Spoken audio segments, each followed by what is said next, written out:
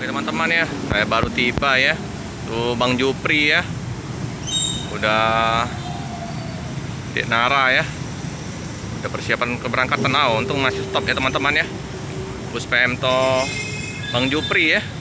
Udah lama ya nggak jumpa ya. Nah itu pedagang-pedagang ya. Udah turun ya. Waduh, bedaknya mantap. Dia melanjutkan perjalanan ke Bandung ya teman-teman ya. Bus PMto. Saya baru tiba ya, baru nurunkan motor ya. Udah jos. Bang Juprinya ketinggalan kita. Karena kan bus ini kan bus lintas ya teman-teman ya. Jadi bus lintas yang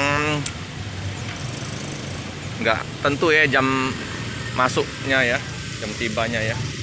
Oke, apa ya teman-teman, yang penting kita udah jumpa, udah nginformasiin kalau busnya Bang Jupri udah tiba di Palembang. Melanjutkan perjalanan ke Bandung, semoga lancar di perjalanan. Untuk lalu lintas di lintas timur terpantau lancar ya teman-teman ya di tanggal 23. Nah ini ada parkiran di terparkir ya bus Purnauli.